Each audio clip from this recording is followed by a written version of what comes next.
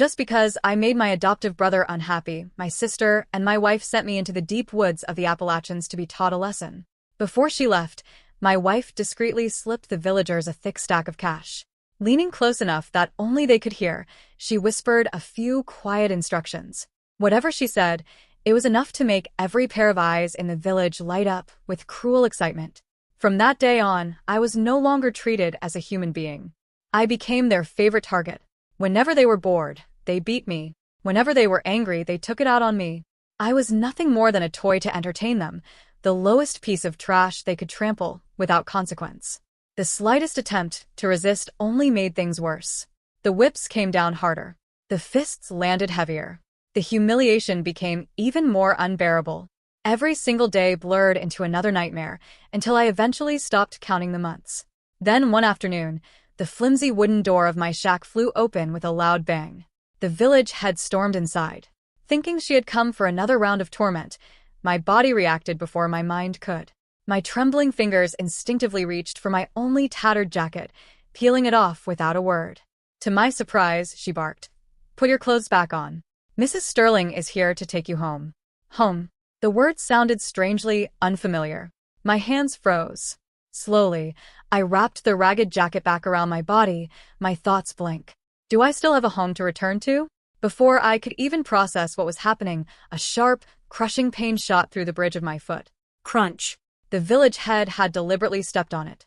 She leaned closer, her foul breath washing over my face as spit sprayed from her lips. "You'd better remember what to say, and more importantly, what not to say," she hissed. "If you dare breathe a word about what happened here, we'll make sure everyone finds out exactly what you've been through." Her eyes narrowed into slits.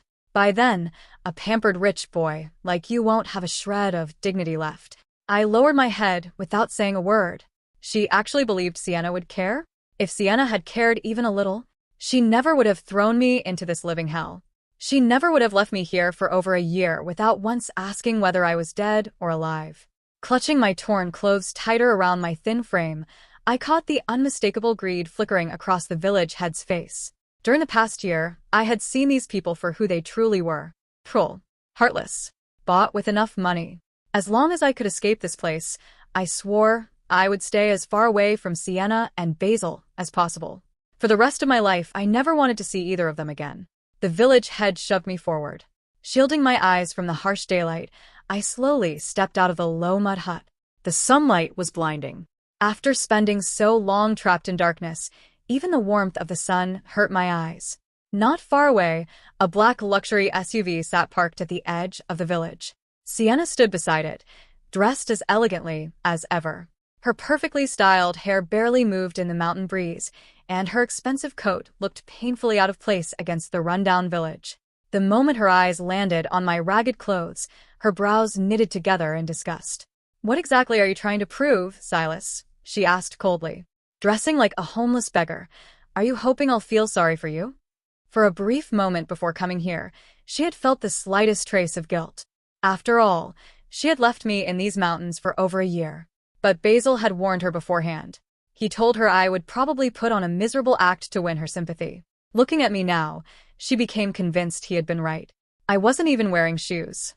In her eyes, every torn piece of clothing and every bruise on my body was nothing more than a carefully staged performance. The tiny flicker of guilt she had carried vanished instantly, replaced by cold contempt.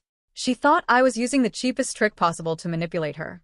The moment she spoke, my body moved on instinct. Long-term abuse had carved fear into my bones. Without thinking, I lowered my head and raised my hand. Slap. "I'm sorry." Slap. "I was wrong." Slap. "I shouldn't have done that." Again. And again. I struck myself harder each time, showing my own face no mercy. The crisp sound echoed through the quiet village. Sienna froze. Her eyes widened as she instinctively reached out to stop me. Only then did she notice how quickly my cheek had swollen. A thin stream of blood trickled from the corner of my mouth, staining my cracked lips. For the first time, hesitation flashed across her face. The village head's expression changed as well. She hurried over, grabbing my wrist while pretending to be concerned.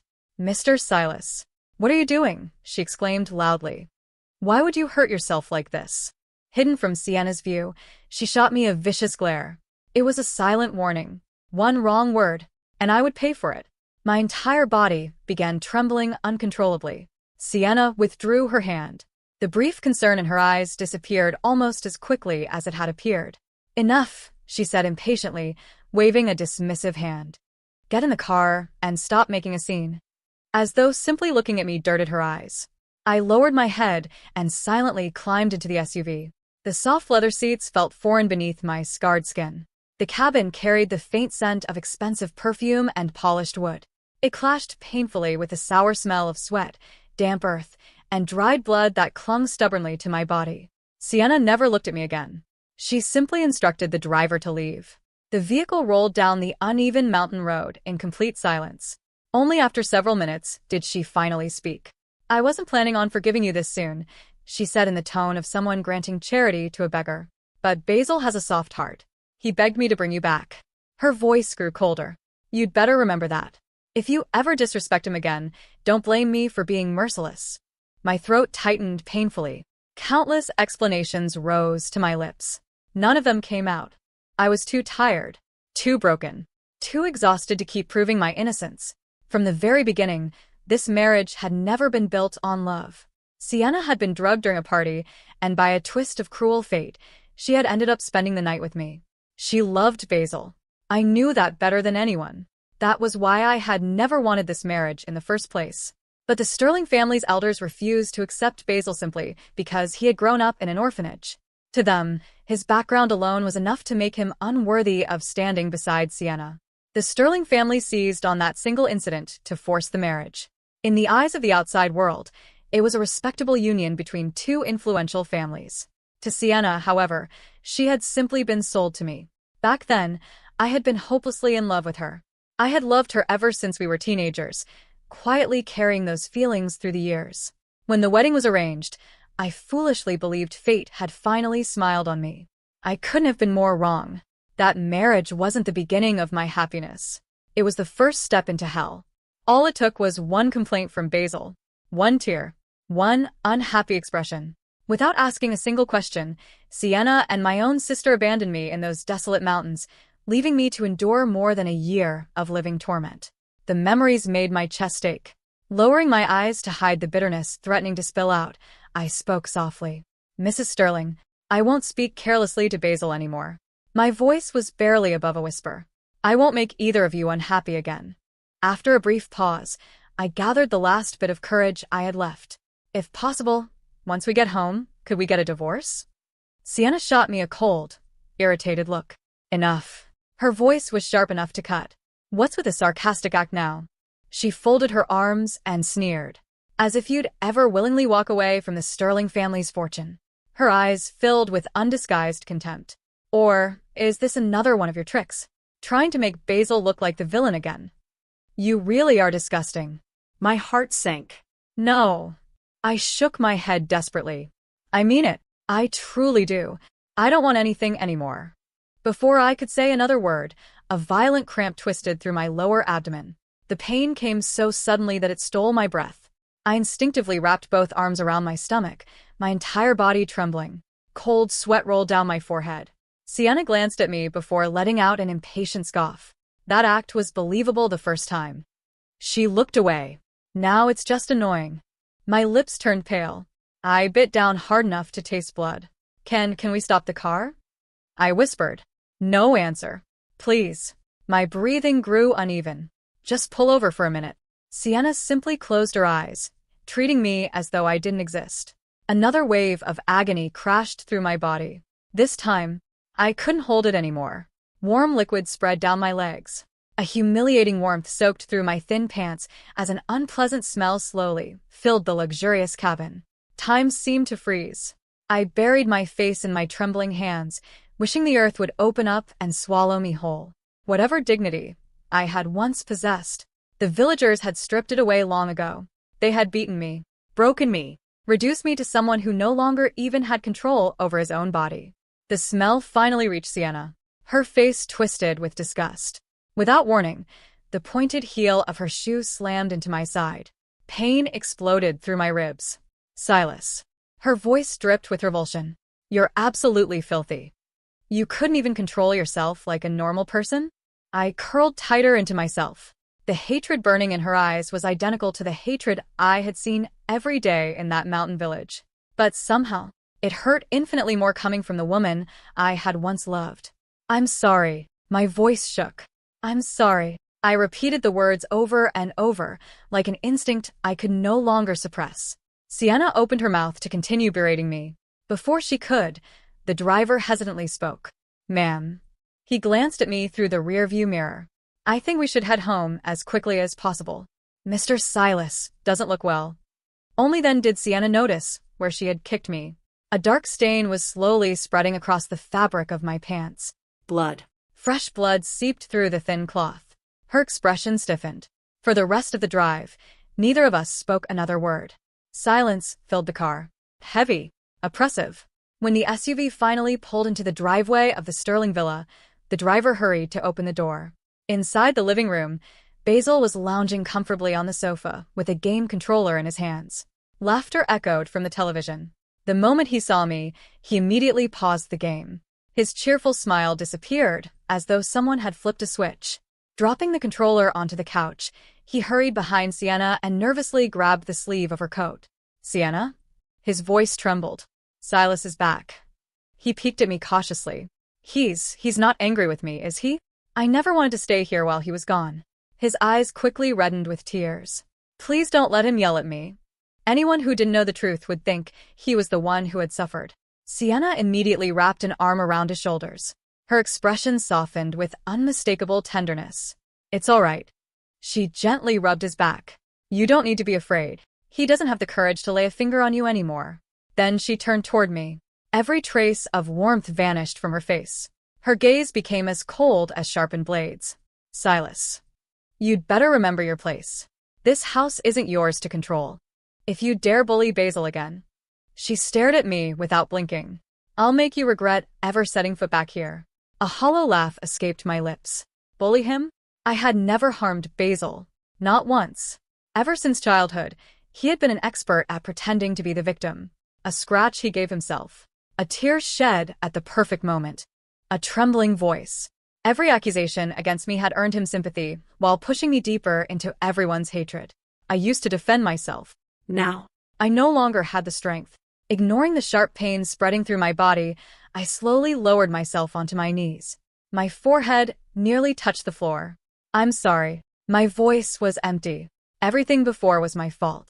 I shouldn't have wanted things that were never meant to belong to me. Sienna's expression remained icy. "Stop pretending to be pitiful."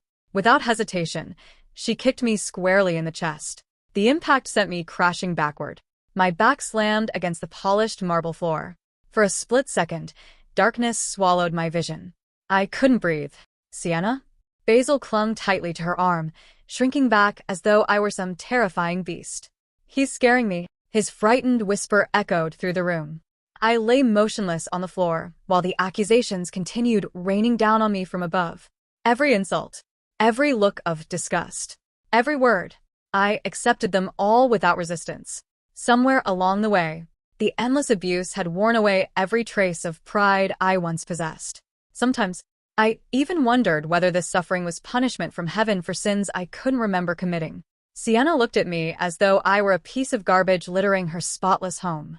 "Take him to the basement." She waved her hand dismissively. "I don't want to see him." Two bodyguards immediately stepped forward. One grabbed each of my arms. Without a shred of mercy, they dragged me across the floor. Every bump sent fresh agony through my battered body. The basement door creaked open. Cold, damp air rushed out to meet us. They tossed me onto the hard concrete floor as though throwing away a broken object. Pain exploded through every bone in my body. Unable to move, I slowly curled into the darkest corner of the room. My eyelids grew heavier. My consciousness drifted further and further away. In the darkness, the basement gradually disappeared. Instead, I found myself back in that isolated mountain village. Twisted faces surrounded me once more. Their cruel laughter echoed endlessly in my ears. Rough hands reached toward me from every direction. Their mocking voices blended into one horrifying nightmare that refused to end. I let out a weak groan. The sound disappeared into the empty basement. No one came. No one heard me. And no one cared. I don't know how long I had been unconscious. The first thing that pulled me back was pain. A sharp, burning sting ripped across my back, so sudden and brutal that my eyes flew open. For a moment, the world was nothing but darkness and ringing ears. Then my vision cleared enough to make out a figure standing over me. Basil. He was holding a leather belt. The belt was darkened with old blood, the cracked leather stiff from years of use. He let it dangle loosely from his hand, a twisted smile spreading across his face. "Silas," he said almost cheerfully, "you used to be so proud, so untouchable. How did you end up becoming such a pathetic dog?" His eyes gleamed with pure malice. My body reacted before my mind could.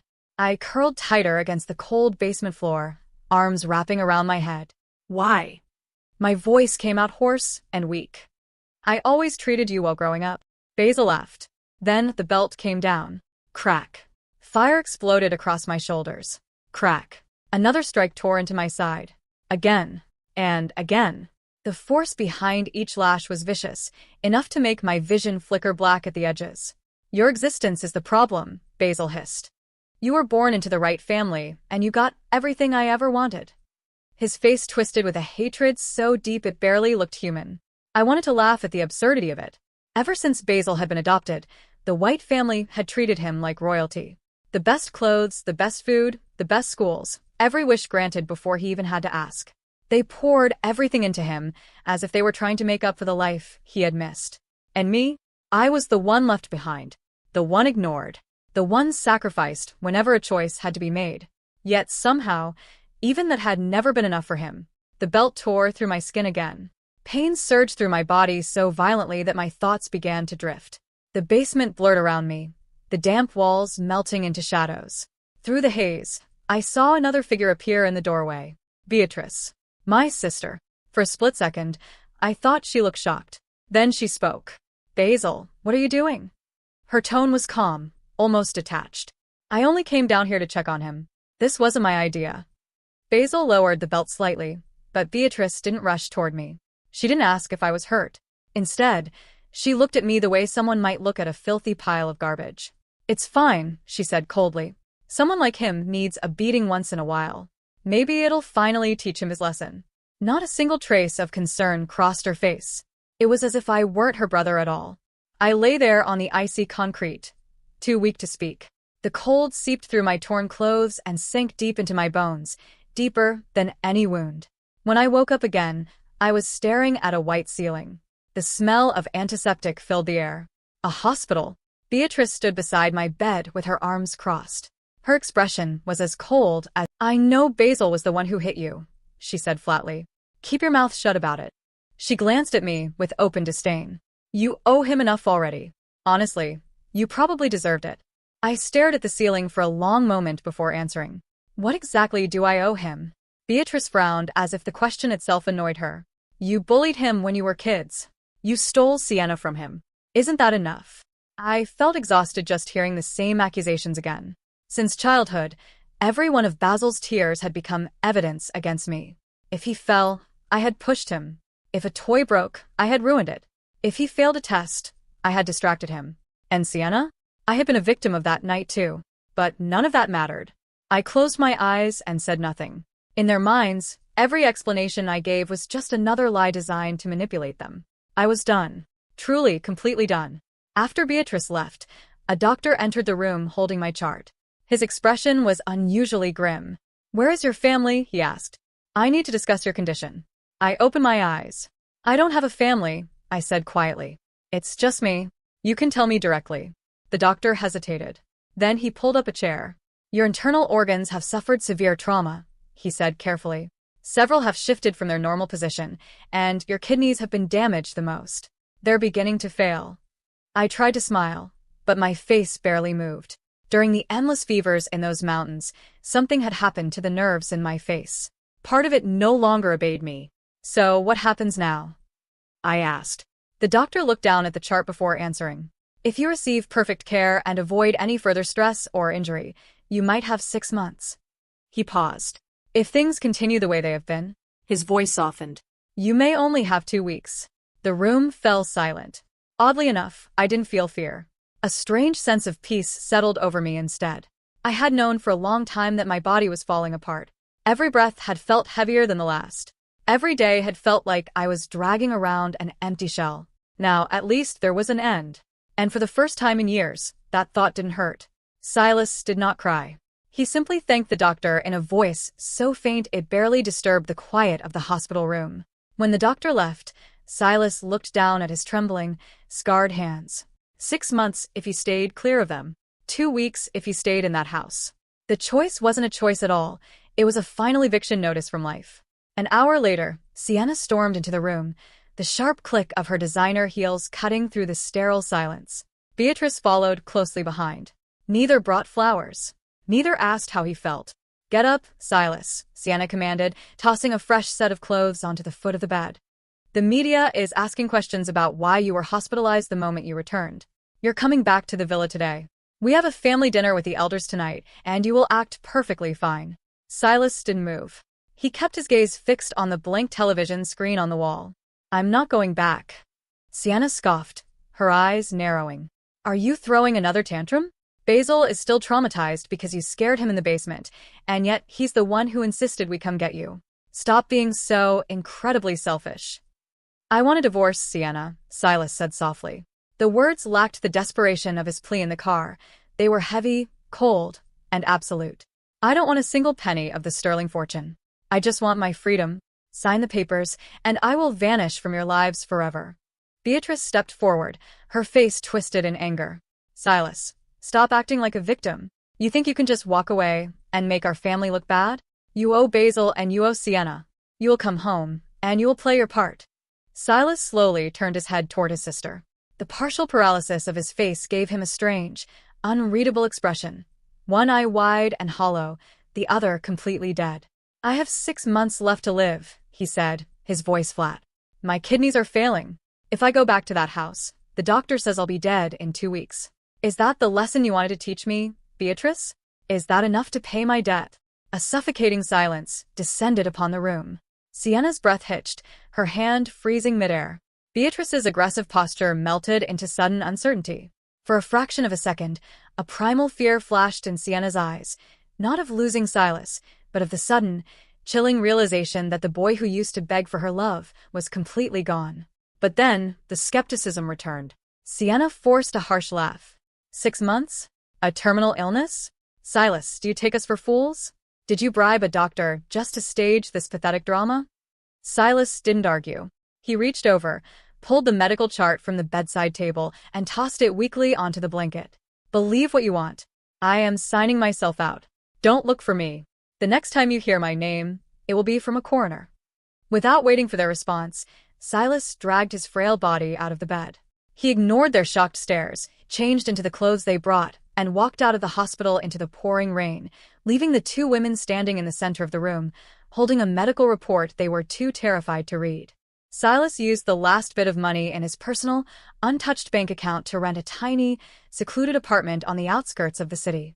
It was small, damp, and lacked any luxury, but to him, it was a palace. There were no whips, no leather belts, no cold marble floors, and no Basil. For the first 3 weeks, Silas did nothing but sleep and watch the rain fall against the window pane. His body was an empire of constant pain, but his mind was finally at peace.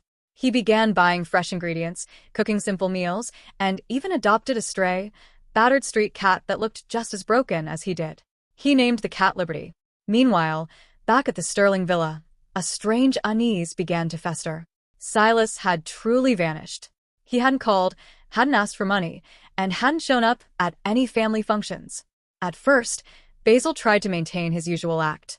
One evening during dinner, Basil accidentally dropped a porcelain bowl, shattering it across the floor. "Oh no!" Basil whimpered, immediately shrinking back and covering his face. "Please don't let Silas beat me. He's going to be so angry." Sienna, who was cutting her steak, stopped. She looked at the empty chair across from her where Silas used to sit, enduring insults in silence. "Basil," Sienna said, her voice unusually quiet. "Silas isn't here. He hasn't been here for a month." Basil froze, his tears drying instantly. "Right? I forgot," he muttered, a hint of annoyance slipping into his tone before he quickly masked it with a fragile smile. For the first time, Sienna felt a cold prickle of discomfort. The script was running, but the villain was missing, making the performance look bizarrely hollow. 2 months passed. Silas's health was visibly deteriorating.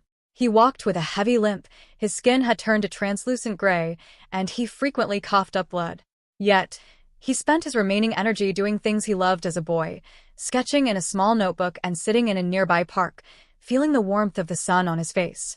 One afternoon, Beatrice was driving through the lower-income district for a business meeting when she spotted a familiar, thin figure sitting on a park bench. It was Silas. She pulled her car over and stormed into the park, determined to berate him for embarrassing the family by living in a slum. "Silas, what is the meaning of this? Look at you, you look like a corpse. Are you still trying to ruin our reputation?" Silas slowly looked up. The sun hit his face, revealing the deep, dark purple shadows under his eyes and the stark, gaunt hollowness of his cheeks. He didn't flinch, nor did he look angry. He looked at his sister with absolute indifference. "Hello, Beatrice," he said softly. Beatrice's breath caught in her throat. Close up, she could see the erratic, shallow rise and fall of his chest. He looked fragile enough to shatter from a strong breeze. You really look sick," she whispered, a sudden, suffocating panic rising in her chest. "That medical report, it wasn't a lie? Why would I lie to gain the pity of people who threw me to monsters?" Silas replied, a faint, sad smile touching the unparalyzed side of his mouth. "Go back to Basil, Beatrice. He needs you more than I do." "Silas, come home," Beatrice pleaded, her voice cracking as an overwhelming wave of sisterly guilt, suppressed for years, finally broke through. "We can get you the best doctors. I'll talk to Sienna. We can fix this." Silas stood up, using the back of the bench for support. "You can't fix a shattered glass, Beatrice. You can only cut yourself trying to pick up the pieces. Let me die in peace." He turned and walked away, leaving Beatrice standing alone in the park, weeping as the realization of what she had done finally crashed down upon her. Beatrice drove straight to the Sterling villa, bursting through the doors in a state of hysteria. She confronted Sienna, demanding they look into the medical files and, more importantly, investigate what actually happened to Silas in the Appalachians. Sienna, shaken by Beatrice's breakdown, finally hired a private investigator to look into the village where Silas had been sent. 2 days later, a thick manila folder was dropped onto her desk. As Sienna flipped through the pages, her face drained of color. The report contained photos of the mud hut Silas was kept in, interviews with the villagers, and bank records. The villagers confessed everything. They admitted they were paid a massive sum of money to torture Silas daily. But the most horrifying revelation was the source of the money. It wasn't Sienna's bank account. The thick stack of cash slipped to the villagers had been tracked back to a secret account belonging to Basil. Furthermore, the investigator found old security footage from the White family estate from their childhood.